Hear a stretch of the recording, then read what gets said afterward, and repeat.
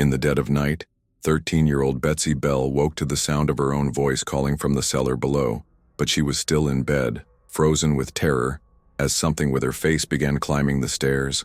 The autumn of 1817 arrived in Adams, Tennessee, with an unsettling stillness that made even the boldest settlers uneasy. The leaves had turned their brilliant reds and golds earlier than usual, and they fell from the trees in strange patterns, forming circles and spirals that defied the natural order of wind and gravity. John Bell, a respected farmer and devoted Baptist, had built his reputation on two things: his fertile land along the Red River and his unwavering faith in Providence. Standing on his porch that October morning, watching the morning mist cling to his tobacco fields like ghostly fingers, he had no idea that his family name would soon become synonymous with the most documented supernatural terror in American history. The Bell farm stretched across 328 acres of prime Tennessee soil, carved from the wilderness through 20 years of backbreaking labor. John had arrived in Robertson County as a young man with nothing but determination and a strong back, and he had built an empire of sorts, modest by the standards of the plantation owners further south, but impressive for a man who had started with nothing. The two-story log house he had constructed with his own hands stood as a testament to American perseverance, its thick walls and sturdy foundation designed to withstand both the harsh Tennessee winters and the occasional tornado that swept through the valley. "Elizabeth, bring the children for breakfast," John called to his wife, his voice carrying across the yard where his eldest son, Joshua, was already feeding the livestock. The morning routine was as familiar as breathing: Joshua tending to the horses and cattle, Joel checking the tobacco barns, and the younger children gathering eggs from the hen house. It was a life of honest labor and simple pleasures, blessed by God and earned through sweat. Elizabeth Bell emerged from the kitchen, her graying hair pulled back in a practical bun, her calloused hands still dusted with flour from the morning's baking. At 45, she had borne 9 children and buried 2 in infancy, but her faith remained as sturdy as the oak beams that held their house together. The loss of those babies, little James, who had lived only 3 days, and Sarah, who had succumbed to fever at 6 months, had aged her beyond her years, but it had also strengthened her resolve to protect the children who remained. "John, did you hear that noise last night?" Elizabeth asked, wiping her hands on her apron. That scratching in the walls, it went on for hours, moving from room to room like something was trapped inside the house itself. John's dismissal was automatic, born of practical necessity. "Likely mice, Beth. Nothing more. I'll set some traps today." But even as he spoke, his eyes lingered on the cellar door, which stood slightly ajar despite his certainty that he'd latched it securely the night before. The iron latch was old but reliable, forged by the local blacksmith and installed with John's own hands. It had never failed before. Their youngest daughter, Betsy, bounded onto the porch with the careless energy of 13 years, her auburn hair catching the morning light like spun copper. Her green eyes, inherited from her mother's Irish grandmother, sparkled with the kind of mischief that had gotten her into trouble more times than John could count. She was his favorite, though he would never admit it aloud. Bright, spirited, and blessed with a quick wit that often surprised the adults around her. "Papa, something pulled my hair last night," Betsy announced, settling onto the wooden steps beside her father. "Hard enough to wake me from a deep sleep. When I reached up to touch my head, my hair was tangled in knots that weren't there when I went to bed."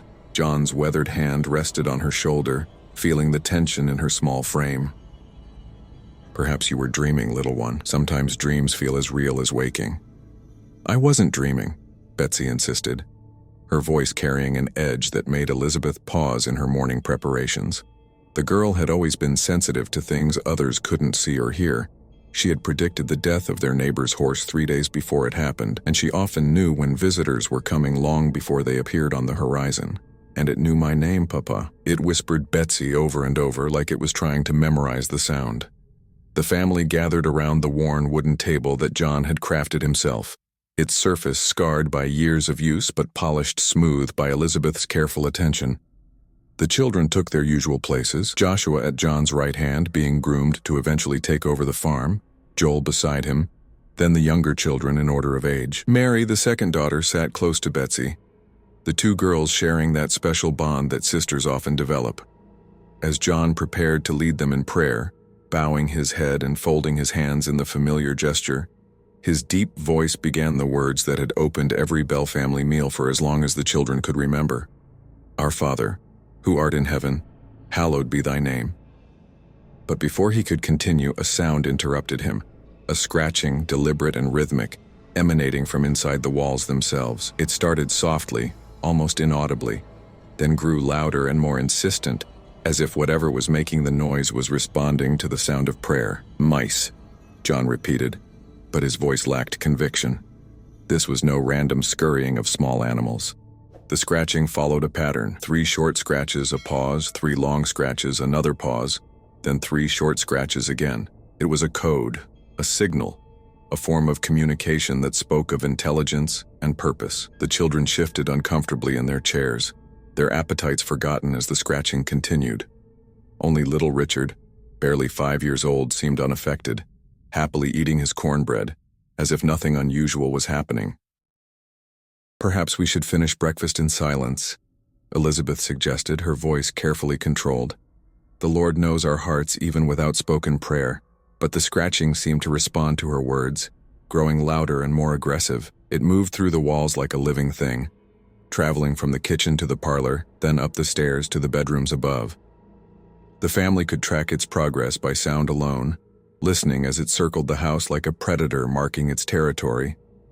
That evening, as the sun set behind the rolling hills of Robertson County, the Bell family gathered in the parlor for their customary Bible reading.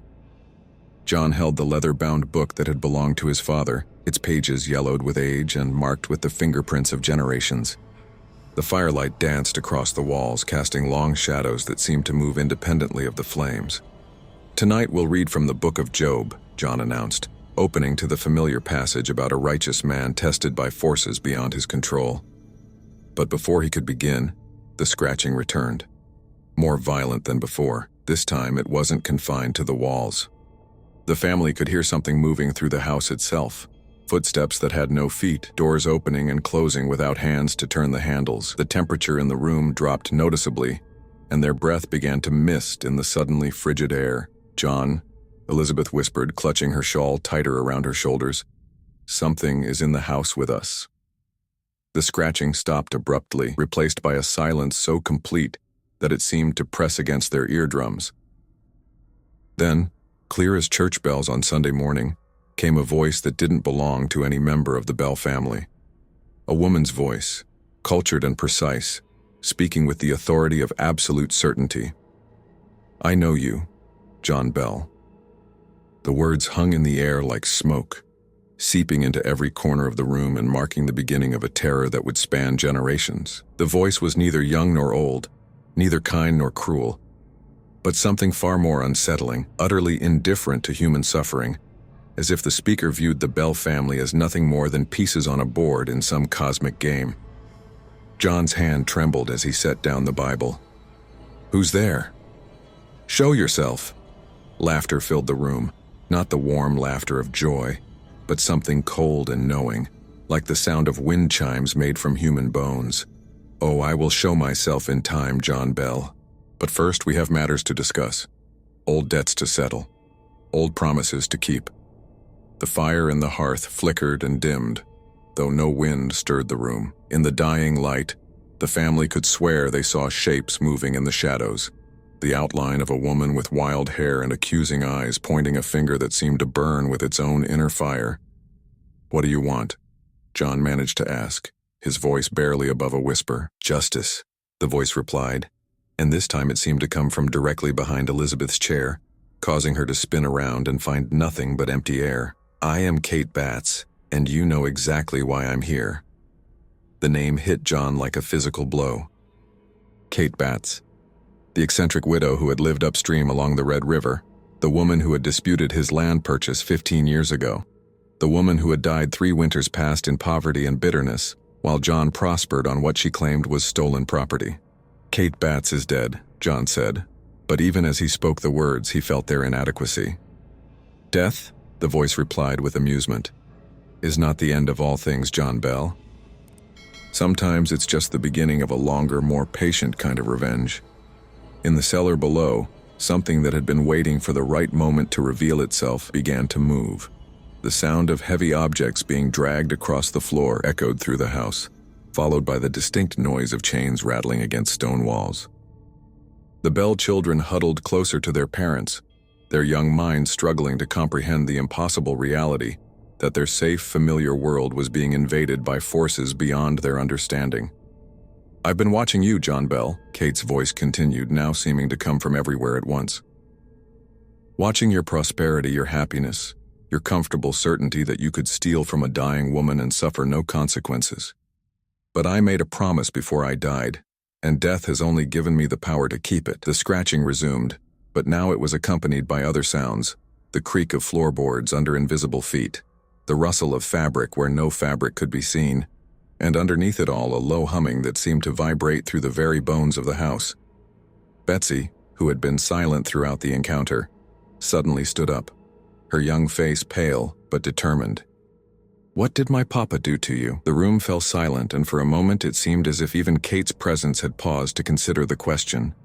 When the voice returned, it carried a note of surprise, as if the entity hadn't expected to be addressed directly by a child. "Your papa," Kate said, her voice softer now but no less menacing, "moved the boundary stones between my property and his. He changed the markers in the dead of night, stealing 20 acres of my best farmland. When I tried to fight it in court, I was too poor to hire a proper lawyer, too weak from fever to present my case properly. I lost everything, child. While your family prospered on land that was rightfully mine." John started to protest, but Kate's voice cut him off like a blade. "Don't compound your sins with lies, John Bell. I have all of eternity to tell this story, and I will tell it true." As the night deepened, the supernatural activity intensified. Objects began moving of their own accord, chairs sliding across the floor, books falling from shelves, and the family's prized china rattling in the cupboard as if shaken by invisible hands. The Bell children cowered together, their parents helpless to protect them from an enemy they couldn't see or fight. "This is only the beginning," Kate's voice promised as the clock struck midnight. "I have plans for this family, plans that will span generations. You will learn what it means to lose everything, John Bell. You will know helplessness, despair, and the bitter taste of injustice. And your children will carry that knowledge forward, passing it to their children and their children's children, until the debt is fully paid." The entity's presence gradually faded as dawn approached, leaving the Bell family exhausted and terrified in their own home. But they all knew that Kate would return, that this was merely the first act in a supernatural drama that would transform their lives forever. Outside, the morning mist rose from the Red River like the breath of sleeping ghosts, and somewhere in the distance, a woman's laughter echoed across the Tennessee hills, promising that the Bell family's ordeal had only just begun. 6 weeks had passed since Kate first announced her presence, and the Bell household had become a theater of supernatural torment that grew more elaborate and terrifying with each passing day. What began as mysterious scratching had evolved into a deliberate campaign of psychological warfare, orchestrated by an invisible presence that seemed to know not only the family's deepest secrets, but also their greatest fears. The November air was crisp with the promise of winter, but inside the Bell house the temperature fluctuated wildly without regard to the weather outside. Rooms would become so cold that water froze in pitchers, while others would grow so stifling hot that the family gasped for breath. The entity seemed to take particular pleasure in these temperature manipulations, often accompanied by her mocking laughter as the family struggled to adapt to her whims. John Bell sat in his study, attempting to review the farm's accounts by the flickering light of a candle that Kate seemed determined to extinguish every few minutes. The numbers blurred before his exhausted eyes, meaningless figures that represented a prosperity he could no longer enjoy. Sleep had become a luxury he couldn't afford, interrupted nightly by the sensation of invisible hands closing around his throat with a grip that left dark bruises on his neck, fingerprints that seemed to mock the very notion of rational explanation. Dr. George Hobson, the county's most respected physician, had examined John thoroughly on 3 separate occasions, his weathered hands probing for any physical cause that might explain the mysterious injuries. A practical man who had served as a battlefield surgeon during the Indian Wars, Dr. Hobson had seen every manner of wound and ailment, but John's condition defied medical understanding. "There's no disease I know of that would cause such symptoms," Dr. Hobson had confided to Elizabeth during his last visit. The bruising appears fresh each morning, always in the same pattern, as if someone with unusually long fingers were strangling him in his sleep. But you've told me you see nothing, hear nothing beyond the voice itself? Elizabeth had nodded, her own exhaustion evident in the dark circles under her eyes. She had taken to sleeping in a chair beside John's bed, watching helplessly as he thrashed and gasped during the night, fighting an attacker she couldn't see or touch. "Papa, it's happening again," Betsy whispered from the doorway of John's study, her nightgown torn at the shoulder where invisible claws had raked across her skin just moments before. The girl's appearance had changed dramatically since Kate's arrival. Her once bright eyes were now shadowed with fear, and she had lost weight despite Elizabeth's efforts to maintain proper meals. Before John could respond, the voice filled the room, not from any particular direction but from everywhere at once, as if the walls themselves had learned to speak with Kate's distinctive tone. "John Bell, you're looking poorly tonight. Perhaps the weight of your sins is finally crushing down upon you." The accusation came with a chill that made John's breath visible in the suddenly frigid air. Kate's presence had grown stronger over the weeks, more focused and intentional. She no longer seemed content with simple harassment. Her attacks had become personal, targeting specific memories and guilts that John thought he had buried long ago. "The court ruled in my favor," John said aloud, his voice hoarse from the previous night's supernatural assault. The land purchase was legal and binding. Kate's laughter was like the sound of winter wind through a cemetery.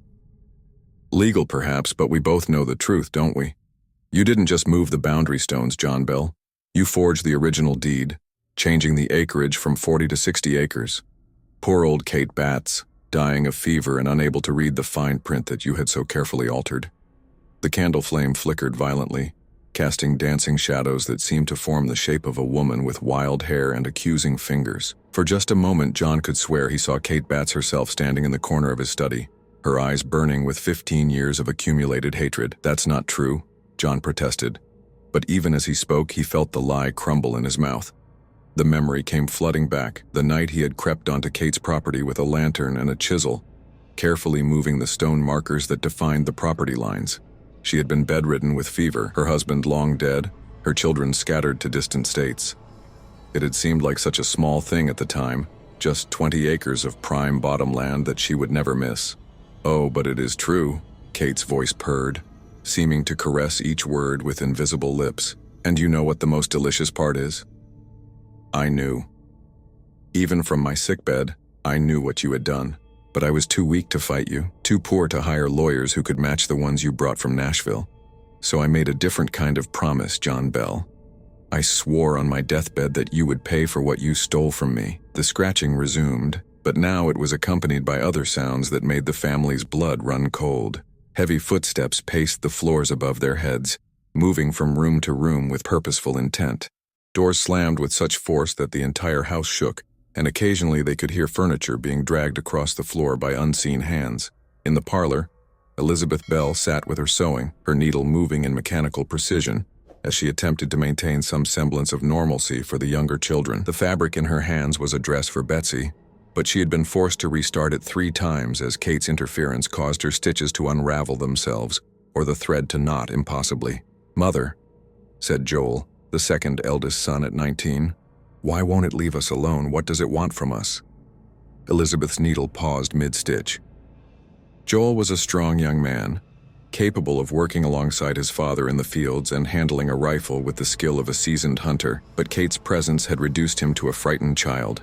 Just that morning, he had reported hearing his deceased grandmother's voice calling his name from the well, promising to drag him down to join her in the darkness below. When he had approached to investigate, invisible hands had shoved him backward so violently that he had fallen and scraped his knees raw. "Some things are beyond our understanding, son," Elizabeth replied, her voice carrying a weariness that had aged her years in mere weeks.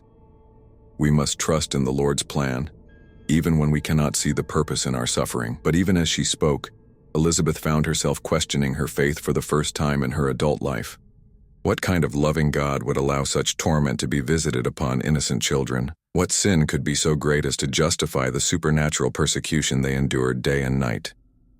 "Elizabeth Bell," Kate's voice suddenly purred, seeming to whisper directly into her ear. "You know what your husband did. You've always known, haven't you? The question is, Will you tell the truth, or will you let your children suffer for his sins?" The sewing fell from Elizabeth's hands, as if her fingers had lost all strength. The accusation hit her like a physical blow, because it carried the weight of long-suppressed suspicions. She had wondered about John's sudden prosperity after Kate Batts's death, had noticed how eager he had been to plant crops on the newly acquired acreage, how he had deflected her questions about the boundary dispute with unusually sharp words. "I don't know what you're talking about," Elizabeth whispered, but the lie felt like ash in her mouth. "Oh, but you do," Kate's voice replied, and this time it seemed to come from directly beside Elizabeth's shoulder, as if an invisible woman were leaning over her with breath that smelled of grave earth and dying flowers. "You remember the night he came home with mud on his boots and lies on his lips. You remember the way he wouldn't meet your eyes when you asked where he'd been. You remember how he suddenly had money for new tools, for improvements to the house, for luxuries you had never been able to afford before. The fire in the hearth suddenly roared to life, casting dancing shadows that seemed to form disturbing shapes on the walls. For a terrifying moment, Elizabeth could swear she saw Kate Batts herself standing in the flames, her mouth twisted in a smile of terrible satisfaction, her eyes reflecting decades of patient hatred. The children had gathered closer to their mother, instinctively seeking comfort from the adult who had always been their source of security. But Elizabeth felt anything but secure, as Kate's presence pressed down on her like a physical weight. "Tell me what you want," Elizabeth said, her voice barely above a whisper.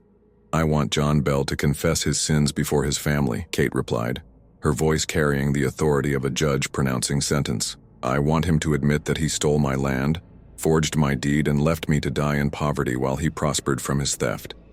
I want his children to know what kind of man they call father." The entity's laughter filled the house once more, a sound that seemed to seep into the very foundations and take root there. "But even confession won't save him. The debt runs too deep for such simple redemption. I want John Bell to suffer as I suffered, to feel his life slipping away while he can do nothing to stop it. And I want his bloodline to carry that suffering forward, generation after generation, until justice is finally served." In the kitchen, young Mary Bell was attempting to prepare the evening meal when Kate's interference began in earnest. The salt turned to sand in the shaker, the milk curdled the instant she poured it, and the bread dough collapsed despite her careful attention to the recipe. Most disturbing of all, when she cracked eggs for the evening's cornbread, each one contained not a yolk but a tiny, perfectly formed skull that dissolved into ash when exposed to air. "Even their food," Mary sobbed to her mother when Elizabeth came to investigate the commotion. "She won't even let us eat in peace." That night brought the most violent supernatural assault the family had yet experienced. Kate's presence filled every room of the house simultaneously, her voice echoing from multiple directions as if she had somehow multiplied herself. The children's beds were stripped of their covers repeatedly, no matter how many times Elizabeth tucked them back in. Windows opened and closed with such force that several panes of glass cracked, letting in the November wind that seemed to carry Kate's laughter on every gust. But the entity reserved her most cruel attentions for Betsy, who had somehow become the primary focus of Kate's supernatural rage. The 13-year-old was pulled from her bed multiple times during the night, dragged across the floor by invisible hands that left finger-shaped bruises on her arms and legs. Her hair was yanked so violently that Elizabeth found strands of it scattered around the room in the morning, and more than once the family heard Betsy's voice coming from other parts of the house, even when they could see her lying in her bed. "She's trying to steal my voice," Betsy explained to her parents the next morning, her young face pale with exhaustion and terror. "I can feel her inside my head sometimes, looking through my eyes, listening through my ears. She says she's going to make me her vessel, her way of speaking to the living world." John felt his heart break as he looked at his youngest daughter, seeing the fear that had replaced her natural joy. This was his fault. His greed, his dishonesty, his willingness to steal from a dying woman had brought this curse upon his family. The weight of that knowledge was almost unbearable. "I'll make it right," he promised, though he had no idea how such a thing might be possible. "Whatever it takes, I'll make it right." Kate's laughter echoed through the house once more, a sound that promised the family's ordeal was far from over. "Oh, John Bell," her voice purred with dark amusement. "You still don't understand, do you? Some things can never be made right. Some debts can only be paid in blood and suffering. and I have all of eternity to collect what you owe me." Outside, the November wind howled through the bare branches of the oak trees that surrounded the Bell property, carrying with it the scent of approaching winter and the promise of darker days ahead. The supernatural siege of the Bell family had only just begun, and Kate's appetite for revenge seemed as infinite as the grave that had failed to contain her. The Reverend James Gunn had ministered to the faithful of Adams County for over 20 years, shepherding souls through wars, famines, and the countless small tragedies that marked frontier life. His reputation for wisdom and spiritual authority extended far beyond his own congregation, and families throughout Robertson County sought his counsel in times of crisis. But nothing in his theological training, nothing in his years of pastoral experience had prepared him for the letter that arrived on his desk that cold December morning. Elizabeth Bell's handwriting was shaky and desperate, the ink blotted in places as if her tears had fallen on the paper as she wrote. The words themselves were carefully chosen, but beneath their respectful formality lay a plea that seemed to rise from the very depths of despair. "Reverend Gunn, we beseech you to visit our home and provide spiritual guidance for what I can only describe as an evil presence that speaks with the voice of the devil himself. Our family is under siege by forces that our mortal understanding cannot grasp, and we fear for our souls as well as our earthly lives. Please come quickly, for I do not know how much longer we can endure this torment." The letter was signed not only by Elizabeth but by John as well, and even by young Joel, whose normally confident handwriting appeared cramped and uncertain. This was not the plea of a single troubled soul, but of an entire family driven to the edge of desperation. Reverend Gunn read the letter 3 times, each reading deepening his concern. He had known the Bell family for years. They were among his most faithful parishioners, regular in their attendance, generous in their tithing, and exemplary in their Christian conduct. John Bell was a deacon in the church, a man whose word was his bond and whose faith had never wavered through 2 decades of frontier hardships. As his horse approached the Bell property the following afternoon, Reverend Gunn noticed the unnatural stillness that seemed to blanket the land like a shroud. The tobacco fields, which should have been cleared and prepared for winter, stood withered and black, as if touched by a blight that had affected no other farm in the county. The corn stalks were bent and twisted into strange spirals, their ears rotted black despite the fact that the harvest had been abundant on neighboring properties. Even his horse, usually eager for the sweet oats that John Bell kept in his stable, snorted nervously and balked at the gate. The animal's eyes rolled white with fear, and it took all of Reverend Gunn's skill as a horseman to convince the beast to proceed up the familiar path to the Bell homestead. "Reverend Gunn, thank the Lord you've come." John Bell greeted him at the door, but the man who stood before him was a shadow of the robust farmer he had known. John's face was gaunt, his cheeks sunken, and his eyes bore the haunted look of a man who had seen too much and slept too little. Dark bruises circled his throat like a grotesque collar, and his hands trembled with a palsy that seemed to worsen even as they spoke. Inside the house, the atmosphere was oppressive in a way that had nothing to do with physical discomfort. The air itself seemed thick and heavy, pressing down on Reverend Gunn's chest and making each breath an effort. The children sat in unusual silence around the hearth, their eyes constantly darting to shadows that seemed to move independently of the firelight. Elizabeth moved through her daily tasks with the mechanical precision of someone who had learned to function despite constant terror, her movements quick and nervous as if she expected to be struck at any moment. "Tell me what's been happening," Reverend Gunn said, settling into the chair that John offered while trying to mask his growing unease. The house felt wrong in ways that his spiritual training helped him recognize but not understand. There was a presence here, something ancient and angry that seemed to watch his every movement with invisible eyes. Before John could speak, the voice filled the room, clear, articulate, and utterly without warmth. It seemed to emanate from the very walls, as if the house itself had learned to speak. "Well, well, another man of God come to meddle in affairs beyond his understanding." Reverend Gunn's blood ran cold. In all his years of ministry, through confrontations with drunkards and blasphemers, through deathbed vigils and spiritual crises, he had never encountered anything like this. The voice carried an authority that seemed to mock his clerical position, a confidence that suggested vast experience with men of faith and the knowledge of how to defeat them. Drawing upon his years of theological training and pastoral experience, Reverend Gunn stood and spoke with all the authority his position could command. I am Reverend James Gunn, servant of the Lord Jesus Christ and shepherd of his flock in this county. In his holy name I command you to identify yourself and state your business with this God-fearing family." The laughter that followed was like the sound of breaking glass, mixed with the wail of wind through a cemetery. It seemed to come from every direction at once, filling the room with such malevolent mirth that the children instinctively pressed closer to their parents. "I am Kate, and I bow to no earthly authority," the voice replied with dismissive arrogance.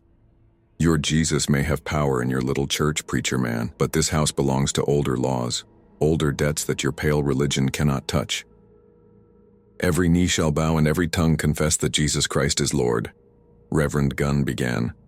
But his words were cut short as an invisible force struck him across the face with enough power to send him sprawling from his chair. The blow was precise and controlled, clearly intended to humiliate rather than injure, but it carried a message that was unmistakable. Kate would not be dismissed with simple scripture or conventional prayers. "Reverend!" Elizabeth cried, rushing to help him to his feet. Her touch was gentle but urgent, and he could feel the tremor in her hands as she assisted him. As he struggled to stand, Reverend Gunn felt another presence in the room.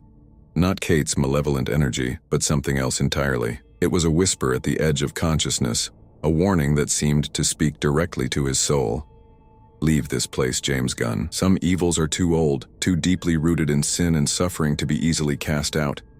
This is not a battle you can win with prayer and good intentions." The warning filled him with a dread that had nothing to do with physical fear. This was the terror of a man of faith suddenly confronted with evidence that evil might sometimes be stronger than good, that darkness might occasionally triumph over light. "John Bell," Kate's voice continued, now carrying a note of dark amusement, "tell your preacher about the deed you forged. Tell him about the stones you moved under cover of darkness. Tell him about the woman you left to die in poverty while you prospered on stolen land." "That's not true," John protested, but his voice lacked conviction, and Reverend Gunn could see the truth written in every line of the man's exhausted face. There was guilt here, old and deep, the kind of sin that ate at a man's soul from the inside. Reverend Gunn studied John's face with the practiced eye of a man who had heard thousands of confessions, who had learned to read the subtle signs of spiritual distress. What he saw there made his heart sink. This was not the righteous indignation of an innocent man falsely accused, but the desperate denial of someone caught in a web of his own making. "John," he said gently, "is there something you need to confess? Something that weighs upon your soul?" The silence that stretched between them was heavy with unspoken truths. In the corner where she sat with her siblings, Betsy began to sob quietly, the sound heartbreaking in its innocence. The girl's arms were covered in fresh scratches that seemed to appear even as they watched, invisible claws marking her skin with deliberate precision. "Perhaps," Kate's voice purred with satisfaction, "the good Reverend would like to see what happens to those who try to interfere with my work. I do so enjoy educating men of the cloth about the limitations of their power." The temperature in the room plummeted so rapidly that frost began forming on the windows, despite the fire burning brightly in the hearth. Reverend Gunn felt his breath misting in the suddenly frigid air, and then something struck him again. Not a physical blow this time, but a crushing weight that seemed to settle on his chest like a stone, making it difficult to breathe. "I've dealt with men of God before," Kate continued, her voice now carrying a note of dark nostalgia. "Reverend Johnson thought he could cast me out with his prayers and holy water. They found him 3 days later, hanging from the bell tower of his own church. The rope was tied in 13 knots, and his Bible was found open to the passage about Judas Iscariot. Reverend Mitchell tried to bless this house with sanctified oil and ancient rituals. The oil turned to blood in his hands, and he ran screaming into the night. They say he's still running, preaching to empty fields and abandoned cabins, his mind shattered by what he witnessed here." With each word, Reverend Gunn felt his resolve wavering. This was no ordinary haunting, no lost soul seeking redemption or confused spirit in need of guidance. This was something ancient and patient, something that had been planning its revenge for years, and was now methodically executing that plan with terrifying precision. "What do you want?" he asked, his voice barely above a whisper. "I want John Bell to suffer as I suffered," Kate replied, her voice carrying the weight of absolute certainty. I want him to know helplessness, to feel his life slipping away while he can do nothing to stop it. I want him to watch his family torn apart by forces beyond his control, just as I watched my life crumble because of his greed and dishonesty. And I want his bloodline to carry that curse forward generation after generation until the debt is fully paid. Reverend Gunn looked at the Bell family, at John with his haunted eyes and bruised throat, at Elizabeth with her trembling hands and premature gray hair, at the children who had been robbed of their innocence by forces beyond their comprehension. He thought of his own family waiting at home, his own congregation who looked to him for spiritual guidance, and the warning that continued to whisper in his mind. Some battles cannot be won by mortal men, no matter how strong their faith. The crushing weight on his chest intensified, making each breath a struggle. Black spots danced at the edges of his vision, and he could feel his strength ebbing away like water through a broken dam. This entity, this Kate, was demonstrating her power over him as casually as a cat might toy with a mouse. You see, Reverend? Kate's voice continued with mock sympathy. Faith is a fragile thing when confronted with true power. Your God may rule in heaven, but down here in the mud and blood of the mortal world, older laws apply. The law of vengeance, the law of debts that must be paid, the law that says some sins echo through eternity. As suddenly as it had come, the pressure on his chest lifted, leaving Reverend Gunn gasping and shaken. The message was clear. Kate could have killed him as easily as snuffing a candle, but she chose to let him live, not out of mercy, but to serve as a warning to others who might think to challenge her. I will pray for your souls, he said finally, backing toward the door on unsteady legs. But I fear this is beyond mortal intervention. This is a matter between John Bell and forces that existed long before our churches were built. As he reached the threshold, Kate's voice followed him one last time. Tell the others, preacher man. Tell them what happens to those who try to help the Bell family. Tell them that some sins echo through eternity, and some debts must be paid in blood and suffering. Let them know that I am patient, I am thorough, and I never forget. Reverend Gunn mounted his horse and rode away as quickly as the terrified animal would carry him, leaving the Bell family to face their supernatural tormentor alone. Behind him, the house seemed to pulse with malevolent energy, and he could swear he heard the sound of invisible hands applauding his retreat. That night, as he knelt in his own church and prayed for guidance, Reverend Gunn found himself wrestling with questions that challenged the very foundation of his faith. If God was all-powerful, why did he allow such evil to flourish? If prayer and righteousness were humanity's shield against darkness, why had they proven so ineffective against Kate's supernatural assault? The next morning brought news that would haunt him for the rest of his days. A traveling merchant reported finding strange symbols carved into trees along the road between the church and the Bell farm, symbols that seemed to burn with their own inner fire and left those who looked upon them with a sense of profound unease. More disturbing still were the reports from other families in the area, each describing minor supernatural incidents that seemed to echo what was happening at the Bell homestead. It was as if Kate's presence was spreading, her influence seeping into the very soil of Robertson County like poison into a well. Reverend Gunn realized with growing horror that Kate's threat had been more than mere boasting. She truly was capable of extending her reach beyond the Bell family, of making the entire community pay for any attempt to interfere with her plans. The isolation she was creating around the Bell family was as effective as any physical barrier, ensuring that they would face their ordeal alone and friendless. In the weeks that followed, other ministers from neighboring counties attempted to help the Bell family, drawn by rumors of the supernatural siege. Each met with the same fate as Reverend Gunn: humiliation, threats, and demonstrations of power that left them shaken and unwilling to return. One young preacher from Nashville claimed that he had successfully banished the entity through intensive prayer and fasting, only to be found the next morning in his hotel room, his hair turned completely white and his mind apparently broken by whatever he had experienced during the night. The pattern was always the same. Kate would allow the religious authority to enter the house, would listen with apparent amusement to their prayers and pronouncements, and then would demonstrate her superiority through displays of supernatural power that left even the most faithful questioning their beliefs. She seemed to take particular pleasure in corrupting men of God, in showing them that their theological training and spiritual authority were powerless against her ancient hatred. As winter deepened and news of the Bell family's plight spread throughout Tennessee and beyond, it became clear that Kate's influence was growing, rather than diminishing. The entity that had once been confined to scratching in the walls had evolved into something far more dangerous, a supernatural force that could reach beyond the boundaries of the Bell property to touch anyone who dared to challenge her. The message was unmistakable. The Bell family would face their curse alone, abandoned by both earthly and spiritual authorities who had proven unable to stand against Kate's terrible power. Their isolation was complete, their suffering assured, and their hope of redemption growing dimmer with each passing day. December had arrived with an unseasonable warmth that made the very air feel wrong, as if nature itself was being corrupted by the presence that had taken residence in the Bell household.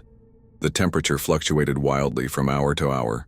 Rooms would become so cold that ice formed on the water pitchers, then shift to stifling heat that left the family gasping for breath, their clothes soaked with perspiration despite the winter season outside.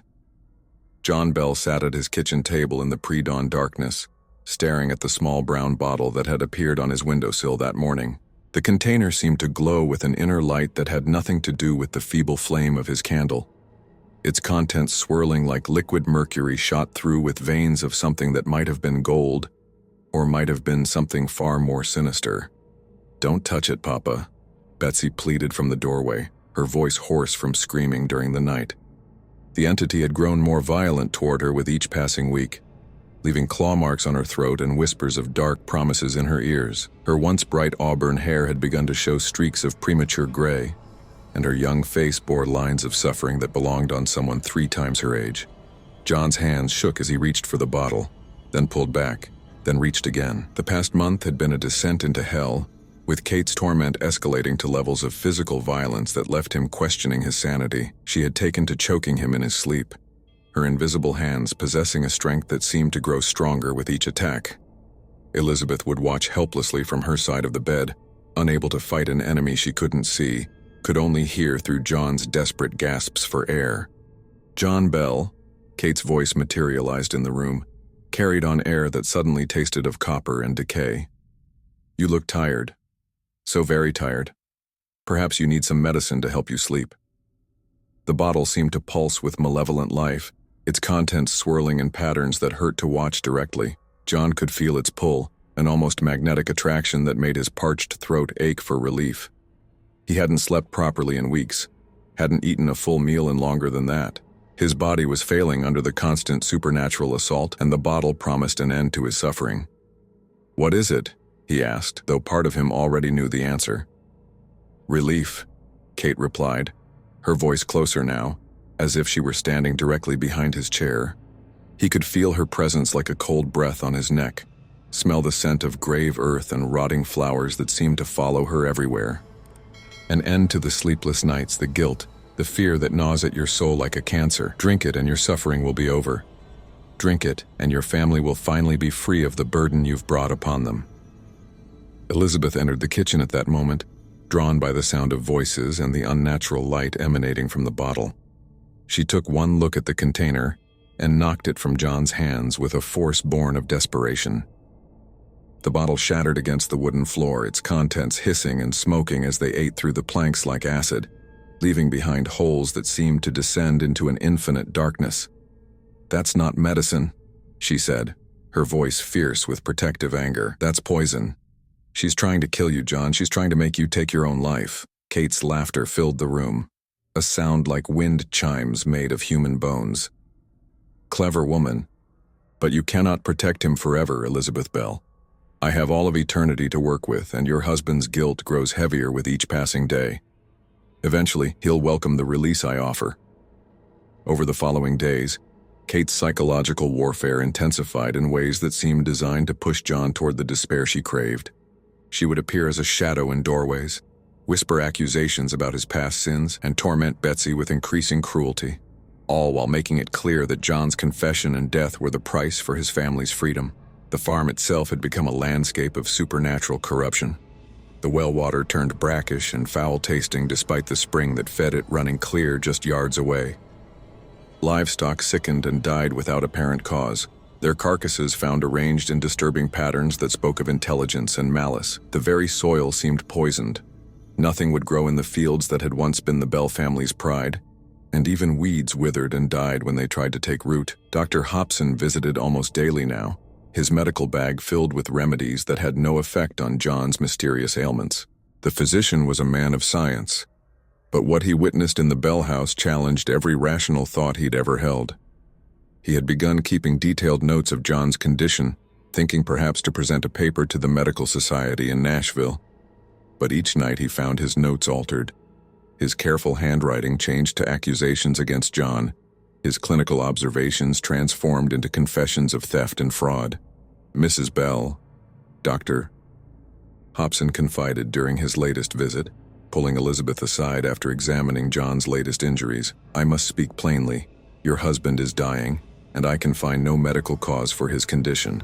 His symptoms suggest multiple forms of poisoning, strychnine, arsenic, mercury. But I've found no trace of any known toxin in his system. It's as if his body is being systematically destroyed by something that exists beyond the realm of natural science." Elizabeth's hands trembled as she clasped them together, her knuckles white with tension. "It's her, Doctor? Kate, she's been slowly killing him for months, wearing him down bit by bit. She wants him to suffer as she claims she suffered, wants him to feel helpless and abandoned." Dr. Hobson had heard Kate's voice himself during his visits, had felt the entity's presence like a weight pressing down on his chest. He was a man of science, but he was also a man of faith, and he knew that some things existed beyond the reach of both rational thought and religious comfort. "Has he made peace with his sins?" Dr. Hobson asked gently, his voice carrying the weight of a man who had attended many deathbeds. "Whatever wrong he may have done, whatever guilt weighs upon his soul, perhaps confession and repentance might bring some relief." "He's tried," Elizabeth replied, her voice breaking with exhaustion and despair.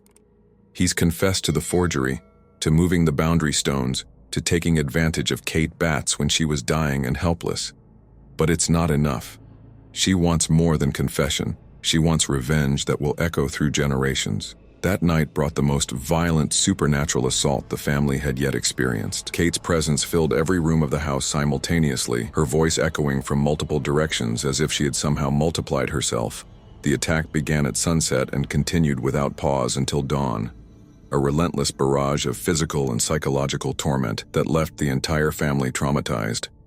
John's bed became a battlefield where invisible forces waged war for his soul. The mattress bucked and heaved as if something were trying to emerge from within it, while unseen hands pulled at his limbs with enough force to leave bruises shaped like finger marks.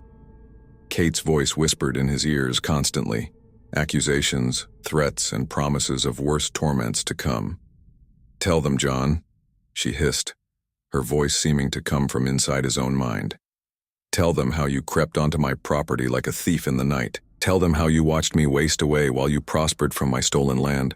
Tell them how you smiled at my funeral, knowing that your secret was buried with me."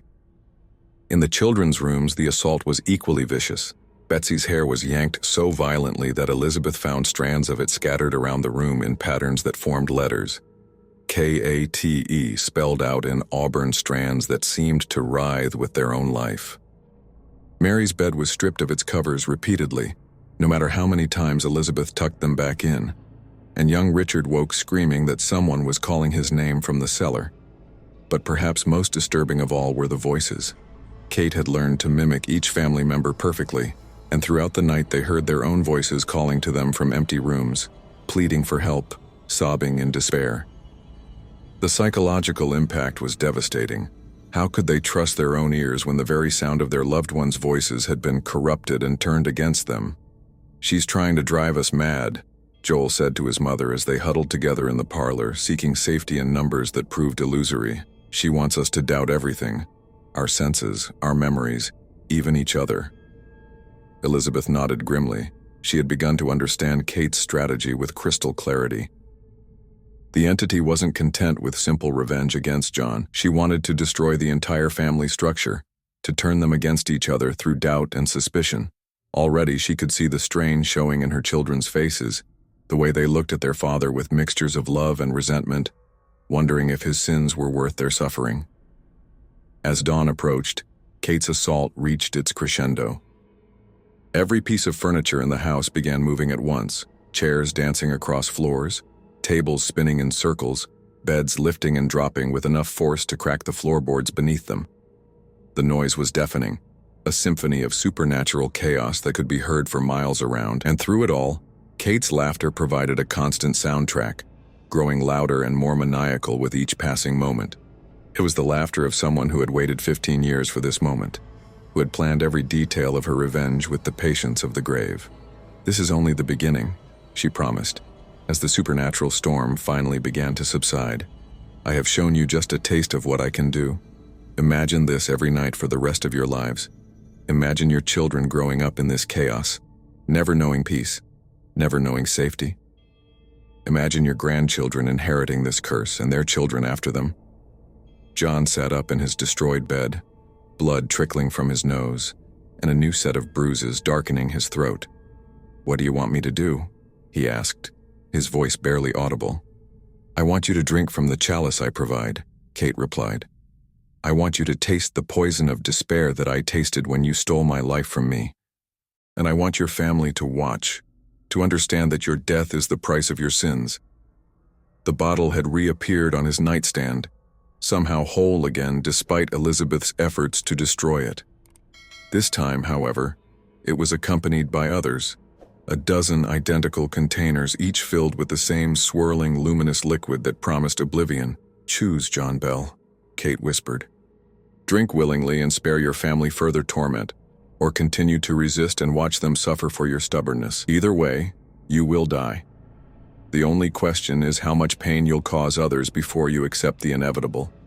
As the sun rose over the Tennessee hills, casting long shadows across the devastated Bell homestead, John stared at the bottles and felt the weight of an impossible choice settling upon his shoulders. His family's tortured faces surrounded him, looking to him for protection he couldn't provide, for answers he didn't have, for an end to suffering that only seemed to grow worse with each passing day. Kate's patience was infinite, her power undeniable, and her hunger for revenge as deep as the grave that had failed to contain her. The poisoned chalice awaited, promising release from a torment that threatened to consume not just John but everyone he loved. The choice, it seemed, was no choice at all.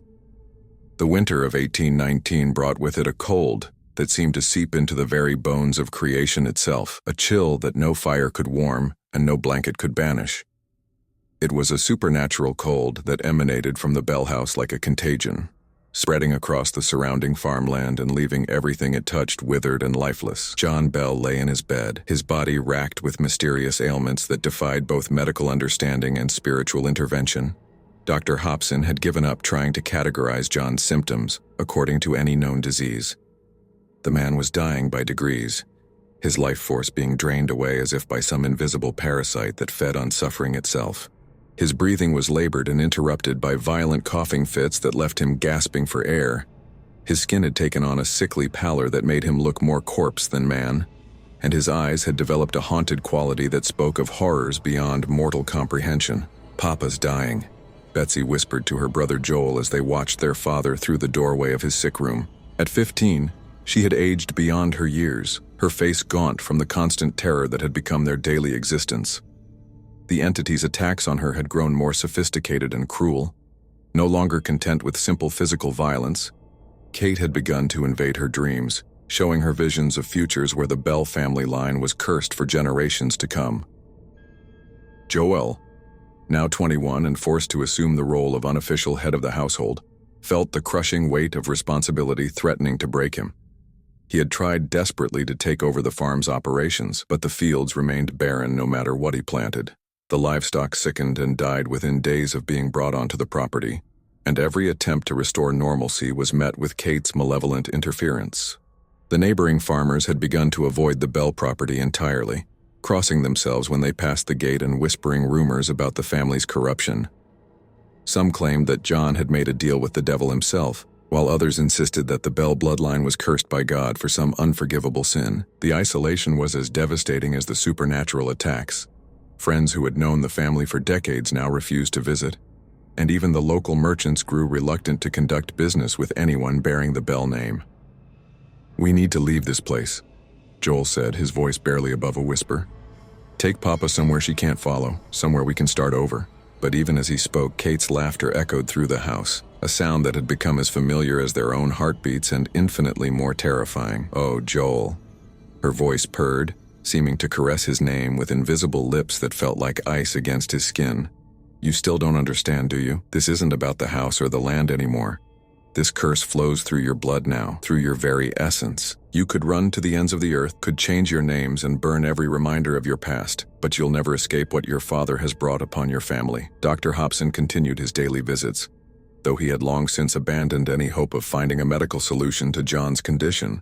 Instead, he found himself documenting the most extraordinary supernatural phenomenon he had ever witnessed, filling journal after journal with observations that read more like Gothic fiction than scientific notes. "Mrs. Bell," he said during his latest examination, pulling Elizabeth aside with the grave expression of a man delivering a terminal diagnosis, "I must speak plainly about your husband's condition. John is dying, and every indication suggests that he has perhaps days rather than weeks remaining. His symptoms suggest systematic poisoning, but I've found no trace of any known toxin in his system. Whatever is killing him exists beyond the realm of medical science." Elizabeth's hands had taken on a permanent tremor that worsened whenever Kate's presence grew strong. She had aged decades in the span of months, her hair now completely gray and her face lined with the kind of suffering that left permanent marks on the soul. "It's her, doctor," Elizabeth replied, her voice carrying the exhaustion of someone who had fought an impossible battle for too long. "Kate. She's been slowly killing him for months, draining his life force bit by bit. She wants him to suffer as she claims she suffered, to feel his strength ebbing away while being powerless to stop it." Doctor Hobson had witnessed Kate's presence firsthand during his visits, had felt the entity pressing against his mind like a cold weight that threatened to crush his sanity. He was a man of science and reason, but he had learned to accept that some phenomena existed beyond the boundaries of rational thought. "Has he made peace with whatever wrongs he may have committed?" Dr. Hobson asked gently. "I ask not as a physician, but as a fellow human being who has sat beside many deathbeds. Sometimes the soul requires healing even more than the body." "He's tried," Elizabeth replied, tears streaming down her cheeks. "He's confessed to the land fraud, to taking advantage of Kate Batts when she was dying and defenseless. He's begged for forgiveness from God and from us. But Kate wants more than confession or repentance. She wants blood. And she wants the suffering to continue long after John is gone." That night, as John lay dying in his bed, Kate's presence filled the room like a living thing, her voice carrying the terrible authority of someone who had waited decades for this moment of triumph. "John Bell," she said, her words seeming to emerge from the darkness itself, "your time has finally come. But before you slip away into whatever judgment awaits you, I want you to understand that your death is merely the opening note in a symphony of suffering that will play for generations." John tried to speak, but his voice was barely a whisper, his throat constricted by the invisible hands that had tormented him for so long. "Please, spare my family. Take your revenge on me, but let them live in peace." "Your family?" Kate's laughter was like the sound of winter wind through a graveyard. "John Bell, you still fail to understand the magnitude of what you've done. You didn't just steal land from me, you stole my life, my future, my children's inheritance. You left me to die alone and forgotten while you prospered from your theft. Did you think such a sin could be paid for with a single death?" Betsy, who had been listening from the doorway, stepped into the room, despite the supernatural cold that made each breath visible. The young woman had become the family's strongest member, the one who faced Kate's torments with a courage that surprised even herself. "What do you want from us?" she asked, her voice steady despite the terror that had become her constant companion. Kate's attention turned to her, and the air in the room seemed to thicken with malevolent interest. "You, child, are the key to everything. You have the gift of sight, the ability to see beyond the veil that separates the living from the dead. Through you, I can ensure that my revenge extends far beyond your father's death." "I'll never help you hurt my family," Betsy declared with the fierce determination of someone who had already suffered more than most adults ever would. "Oh, but you will," Kate replied, her voice carrying a note of dark amusement that chilled everyone in the room. "Perhaps not willingly, but you will serve my purposes nonetheless. The gift I've awakened in you will pass to your children, and their children, and their children after them. Each generation will produce at least one who can see what others cannot. who can hear voices from beyond the grave, and through them my influence will spread like ripples in a pond. John's breathing grew more labored, and Elizabeth knew that his time was running out. She knelt beside his bed, taking his hand in hers, feeling how cold and frail he had become. "I'm sorry," he whispered, his voice so faint that she had to lean close to hear him. "I'm sorry for the greed that brought this curse upon you all. I thought I was building a legacy for our children, but instead I've doomed them to carry my sins forward. We'll find a way to break this curse," Elizabeth promised, though her voice carried more hope than conviction. "Somehow we'll find a way to free our family from her influence." Kate's laughter filled the room once more, a sound that seemed to seep into the very walls and foundation of the house. "There is no breaking what has been forged in blood and sealed in death, Elizabeth Bell. Your husband's crime created a debt that can only be paid through generations of suffering. I will be there at every birth, every marriage, every death in your family line. I will whisper in their ears and show them visions that will drive them to despair. Some will embrace the darkness I offer, becoming my willing servants in the world of the living. Others will fight against their fate, but the struggle will consume them nonetheless." As dawn broke over the Tennessee hills, painting the sky in shades of red that seemed ominous rather than beautiful, John Bell drew his last breath. His family gathered around his bed, mourning not just his death but the terrible legacy he had left behind. The curse that Kate had woven from hatred and injustice would outlive them all, passing from parent to child like an inherited disease that could never be cured. Outside, the winter wind howled through the bare branches of trees that had once provided shade and comfort, but now stood like skeletal fingers clawing at the gray sky. The Bell farm, once a symbol of prosperity and American determination, had become a place of mourning and supernatural dread. In the days following John's death, the family began to understand the true scope of Kate's revenge. Reports arrived from relatives scattered across Tennessee and beyond.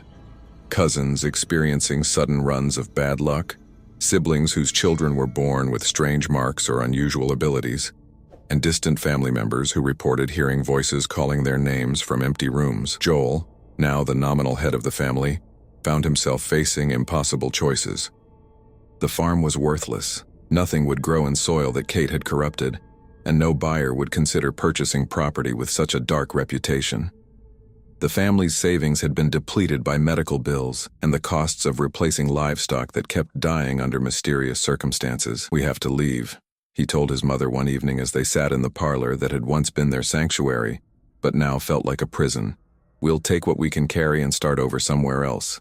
Maybe if we put enough distance between ourselves and this place, Kate's influence will fade." But Elizabeth knew better. She had seen the way Kate's presence followed Betsy wherever she went, had noticed how the young woman sometimes spoke to empty corners as if carrying on conversations with invisible companions. The curse wasn't tied to the land. It was tied to their blood, their very essence as members of the Bell family. "She'll follow us," Elizabeth said quietly. "This isn't about the house or the farm anymore. Kate has bound herself to our family line, and distance won't break those bonds." As if summoned by their conversation, Kate's voice filled the room. "How wise you've become, Elizabeth Bell. Yes, I will follow your bloodline wherever it leads. Your children will scatter across this continent carrying my gift with them. Some will become mediums and spiritualists able to speak with the dead in ways that will bring them fame and fortune, but also madness and despair. Others will try to live normal lives, but they'll be plagued by visions and voices that will make them question their sanity." The entity's presence grew stronger, and for a moment the family could swear they saw her. A tall, gaunt woman with wild gray hair and eyes that burned with decades of accumulated hatred. "Your great-grandchildren will inherit memories that aren't their own," Kate continued, her voice carrying the weight of prophecy. "They'll dream of events that happened before they were born, will know things about dead relatives they never met. The sensitive ones will be drawn to places where the veil between worlds is thin, battlefields where the dead still walk, houses where tragedies have left permanent scars, graveyards where the restless spirits gather to share their sorrows." Betsy felt a chill that had nothing to do with the winter weather. She could already sense the truth in Kate's words, could feel something awakening within her that was both gift and curse. Sometimes she heard whispers in languages she didn't recognize, saw figures from the corner of her eye that vanished when she turned to look directly at them. "What about redemption?" she asked, her voice carrying the desperate hope of someone seeking any escape from an impossible fate. "What about forgiveness and second chances? Isn't there some way to break this cycle?" Kate's laughter was softer this time, almost gentle, but it carried an undertone of infinite sadness. "Redemption, child?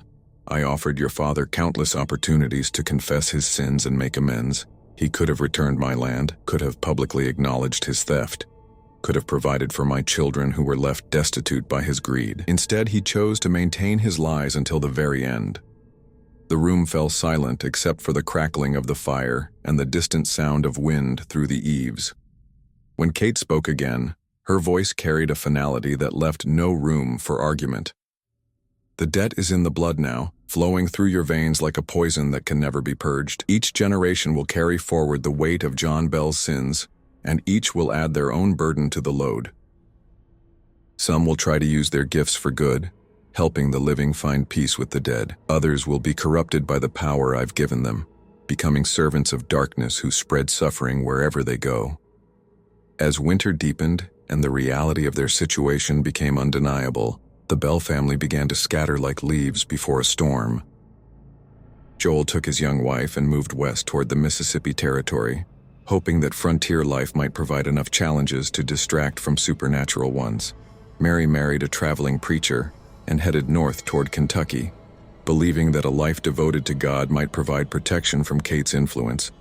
But Betsy remained behind with her mother, unable to abandon the property that had become both prison and battleground. She had begun to understand that her role in Kate's revenge was far from over. She was to be the vessel through which the curse would be carried forward, the bridge between Kate's hatred and future generations of Bell descendants. The entity that had once been Kate Batts had achieved a kind of immortality through her connection to the Bell bloodline, ensuring that her story would be told and retold across the decades to come. The curse she had woven from grief and anger would outlive them all, spreading like ripples across the pond of time to touch lives not yet born. And in the darkness of winter nights, when the wind howled across the Tennessee hills, locals began to report hearing a woman's voice carried on the air, sometimes singing lullabies in a language that predated English, sometimes whispering names of Bell descendants who wouldn't be born for generations yet to come. The supernatural siege of the Bell family had ended with John's death, but Kate's greater plan was just beginning to unfold. 23 years had passed since John Bell's death, but the shadow that had fallen over his family showed no signs of lifting. Like a stain that spreads through fabric no matter how often it's washed, Kate's curse had followed the Bell bloodline across the expanding American frontier, manifesting in ways both subtle and terrifying wherever the family name was carried. Betsy Bell, now married and living as Betsy Powell in Mississippi, sat in her modest parlor on a humid August evening, watching her 5-year-old daughter Margaret play with her collection of handmade dolls. The child had inherited her mother's auburn hair and green eyes, but she had also inherited something far more troubling: the ability to see and hear things that existed beyond the veil of normal perception. The years had been kind to Betsy in some ways and cruel in others. She had found love with a good man who asked few questions about her past and accepted her occasional strange behaviors with patient understanding. They had built a comfortable life in the growing river town of Vicksburg, where Betsy's reputation as someone who could communicate with the spirits of the dead had brought them both prosperity and notoriety. But prosperity came with a price that grew heavier with each passing year. The gift that Kate had awakened in her was like a wound that would never fully heal, constantly drawing the attention of restless spirits who sensed her ability to hear their voices and carry their messages to the living world. Her house had become a gathering place for the dead, and Margaret was showing disturbing signs of inheriting the same supernatural sensitivity. "Mama," Margaret said, her voice filled with the casual acceptance that only children possess when confronted with the impossible. "The lady in the black dress is here again. She says she's been waiting for me to get old enough to understand her properly." Betsy's blood ran cold. For years, she had hoped that distance and time would break the connection Kate had forged with her family. But the entity's promise was proving horribly true. The curse was passing from generation to generation like a hereditary disease, seeking new vessels for its ancient hatred and growing stronger with each transmission. "Where is she, darling?" Betsy asked, her voice carefully controlled despite the fear that threatened to choke her words. Margaret pointed to the corner of the room near the fireplace, where shadows seemed to gather despite the bright lamplight that filled the rest of the parlor. She's standing right there next to the chair where Grandmama used to sit. She says she has important things to tell you about our family's future. The temperature in the room dropped noticeably, and Betsy felt the familiar presence that had haunted her childhood rising like smoke from the floorboards themselves. Kate's voice filled the air, unchanged by the passage of decades, carrying the same authority and malevolent amusement that had terrorized the Bell household so many years ago. "Hello, Betsy. Did you think you could escape me by running away to Mississippi? Did you think marriage and motherhood would somehow break the bonds I forged with your blood? What do you want?" Betsy demanded, pulling Margaret closer to her side in a protective gesture that she knew was ultimately futile. Kate's power had grown over the years, fed by the suffering she had caused and the fear she had inspired across multiple generations of the Bell family. "I want what was always mine," Kate replied, her voice carrying the patient certainty of someone who had waited decades for this moment. "This child carries the gift more strongly than you ever did. She can see me clearly without strain, can hear my voice without the headaches and nausea that plagued you in the early years. She will make an excellent vessel for my continued work in the world of the living." "No," Betsy said firmly, her voice carrying the fierce determination of a mother protecting her child. "I won't let you take her. I won't let you corrupt another generation with your hatred." Kate's laughter was like the sound of autumn leaves scraping against a tombstone, filled with dark amusement at Betsy's defiance. "You have no choice in the matter, my dear. The debt your father incurred runs deeper than a single generation can repay. Your brothers have felt my touch across the years. Joel's crops have failed for 7 seasons running, and his eldest son died of fever last winter despite being strong as an ox. Your sister Mary's husband went mad 3 years ago, claiming he could hear voices calling his name from their well. He tried to throw himself down it twice before they finally committed him to the asylum in Louisville." Betsy had heard the stories through letters that arrived sporadically from family members scattered across the frontier. The Bell name had become synonymous with misfortune wherever it appeared. Marriages failed under mysterious circumstances. Children were born with unusual marks or died of unexplained illnesses, and madness stalked the family line like a faithful hound that never tired of the hunt. "The curse spreads through blood and breath," Kate continued, her presence growing stronger until the room felt thick with supernatural energy. "Your cousin Thomas in Arkansas has begun seeing his dead father walking through his cornfields, beckoning him to follow into the darkness. Your nephew William in Georgia wakes each night to the sound of chains dragging across his roof, though no earthly source can be found for the noise." Margaret looked up at her mother with eyes that seemed far too old for her young face, green irises that seemed to hold depths of knowledge that no 5-year-old should possess. "Don't be sad, Mama. The lady says she's not here to hurt me. She says she's here to teach me important things about our family's history." "Teach you what?" Betsy asked, though she feared the answer with every fiber of her being. "How to see the dead who won't rest," Margaret replied with chilling matter-of-factness. "How to hear their voices when they call for justice. How to carry their messages to the people who wronged them.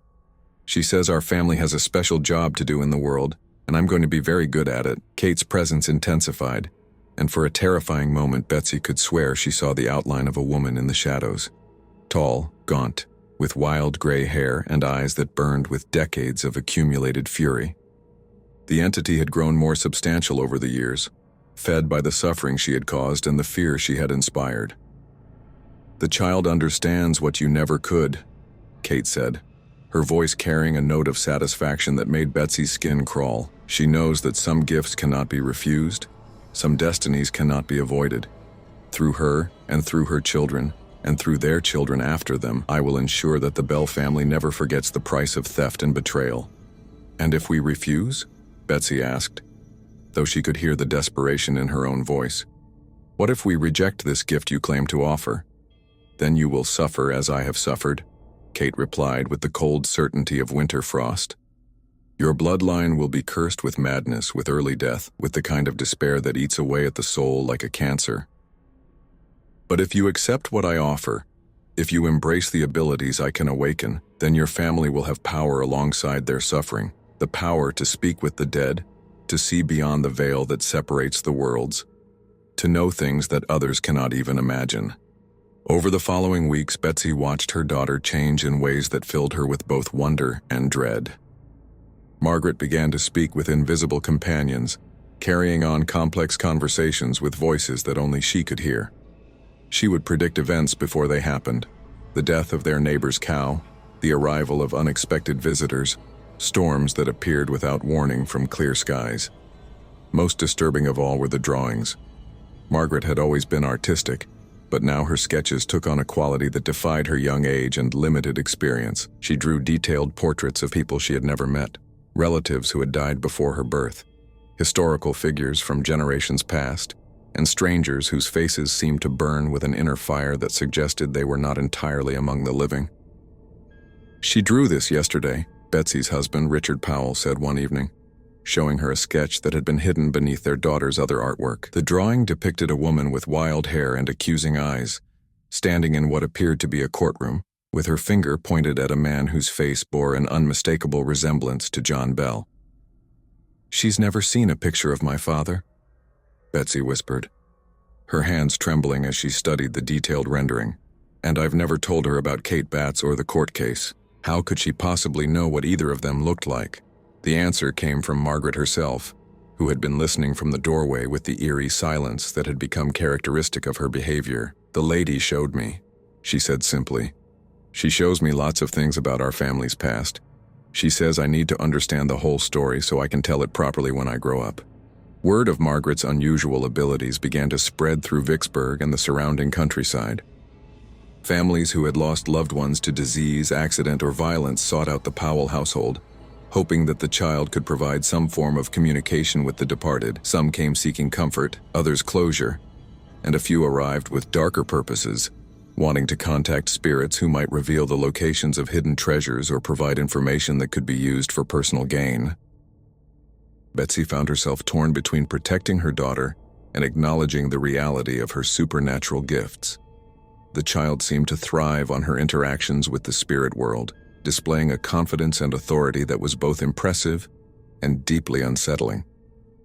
Margaret would sit in their parlor like a tiny oracle, delivering messages from the dead with the casual precision of someone reading from a well-rehearsed script. "Your husband says to tell you that he forgives you for selling his pocket watch," Margaret told one grieving widow, her young voice carrying an adult gravity that sent chills through everyone present. "He says the money you got for it helped feed the children during that hard winter, and he's proud of you for making such a difficult choice." The widow collapsed in tears, confirming details that Margaret couldn't possibly have known through any normal means. Word of such incidents spread quickly through the close-knit river community, bringing both fame and unwanted attention to the Powell family. But fame came with dangers that Betsy hadn't anticipated. Religious leaders denounced Margaret as an instrument of Satan, while skeptics accused the family of elaborate fraud designed to prey on the grief of the bereaved. More troubling still were the visitors who came seeking darker services, people who wanted to contact malevolent spirits, who hoped to use supernatural knowledge for harmful purposes, or who believed that a child with such gifts might possess other abilities that could be exploited. "We need to be careful," Richard warned his wife after turning away a group of men who had offered substantial money for Margaret to attempt contact with the spirit of a murder victim. "There are people who would hurt her to get what they want, and others who would hurt her simply because they fear what she represents." As Margaret's 6th birthday approached, Kate's presence in their household became almost constant. The entity had grown bolder and more demanding, no longer content to communicate through whispers and suggestions. She had begun to manifest physically during Margaret's sessions with visitors, appearing as a translucent figure that only the child could see clearly, but that others sensed as a profound disturbance in the atmosphere.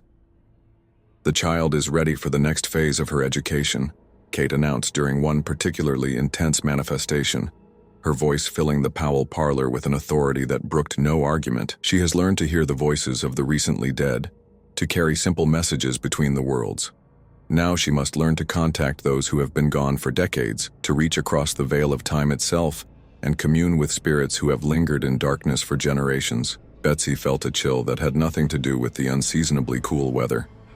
"What do you mean? What kind of spirits?" "The angry ones," Kate replied with satisfaction. The spirits of those who died with unfinished business, with debts unpaid and wrongs unredressed, the ones who hunger for justice and will use whatever vessel they can find to achieve it. Through Margaret, they will finally have their voice in the world of the living. The implications were terrifying. If Margaret became a conduit for vengeful spirits, if she learned to channel the anger and hatred of the long dead, she could become a weapon of supernatural retribution that would make Kate's own revenge seem mild by comparison. I won't let you corrupt her, Betsy declared, standing between her daughter and the corner where Kate's presence seemed strongest. She's just a child. She deserves to have a normal life, to grow up without the burden of carrying messages from the dead. Normal? Kate's laughter filled the room like breaking glass. Betsy Bell Powell, there is nothing normal about your bloodline anymore. That ended the night your father moved those boundary stones and sealed his family's fate. Margaret's destiny was written in the stars before she was born, and no earthly power can change what has been ordained by forces beyond your understanding. That night, as the Powell family tried to settle into an uneasy sleep, Kate's influence reached its crescendo. The house filled with the voices of the dead. Not just Kate's voice, but dozens of others speaking in languages both familiar and foreign, telling stories of injustice and demanding retribution. Margaret sat up in her bed as if summoned by the supernatural chorus, her young face serene despite the chaos surrounding her. "They're calling for me," she said, her voice carrying an otherworldly quality that made her parents' blood run cold. "All the spirits who have been waiting for someone who could hear them properly. They want to tell their stories through me." Betsy rushed to her daughter's bedside, but the child seemed to be in a trance, her green eyes reflecting depths that belonged to someone far older and more experienced than a 6-year-old girl. When Margaret spoke again, her voice carried accents and inflections that she had never learned, as if other personalities were speaking through her lips. "Justice delayed is not justice denied," she said in the cultured tones of an educated woman from a previous generation. "The Bell family will serve as our voice, our instrument of redemption. Through them, the forgotten dead will finally have their day in court." The transformation was complete. Margaret had become what Kate had always intended her to be, a vessel for supernatural forces that had been gathering strength for decades, waiting for the right moment to assert their influence on the world of the living. In the months that followed, the Powell household became a nexus of supernatural activity that drew visitors from across the Mississippi River Valley. Margaret's reputation as a medium spread far beyond Vicksburg, attracting attention from newspaper reporters, university researchers, and religious leaders who came to witness what many considered the most documented case of supernatural communication in American history. But the cost of Margaret's abilities was becoming increasingly apparent. The child aged rapidly under the strain of channeling so many different spirits, her young face developing lines of exhaustion that belonged on someone 3 times her age. She slept fitfully when she slept at all, tormented by dreams that were actually memories belonging to the dead who used her as their conduit. Betsy watched helplessly as her daughter was consumed by forces beyond any mother's ability to combat. The curse that had begun with John Bell's greed had evolved into something far more complex and dangerous. A supernatural legacy that would be passed down through generations of Bell descendants, each adding their own burden to the load. Years later, when Margaret grew to womanhood and bore children of her own, she would watch helplessly as the gift manifested in her youngest son, a boy who spoke to empty rooms and drew pictures of people he had never met, but who bore the unmistakable features of the long dead. The cycle would continue as Kate had promised. Generation after generation, each inheriting both the ability to communicate with the dead and the burden of carrying their unfinished business forward. In Tennessee, the old Bell farm had become a place of pilgrimage for those seeking contact with the supernatural. The house itself had been abandoned years ago, its windows boarded up and its fields reclaimed by wilderness, but visitors still reported hearing Kate's voice in the wind that swept across the property. Some claimed to see John Bell himself, still wandering the fields he had stolen, his throat bearing the eternal marks of Kate's strangling hands. The curse had become a living thing, feeding on the guilt and fear of each new generation, growing stronger with each birth, each death, each attempt to escape its reach. Local legends spoke of Bell descendants scattered across the expanding American frontier, each carrying their own burden of supernatural sensitivity, each serving as a bridge between the world of the living and the realm of the restless dead. And somewhere in the space between life and death, in the gray realm where spirits gather to share their sorrows and plan their revenge, Kate waited with infinite patience. She had achieved a kind of immortality through her connection to the Bell bloodline, her hatred preserved and passed down like a family heirloom that could never be lost or discarded. The entity that had once been Kate Batts had learned that revenge, properly planned and patiently executed, could outlast the grave itself. The debt she had sworn to collect would be paid in installments across the centuries, each generation of Bell descendants adding their own suffering to the balance that could never be fully settled.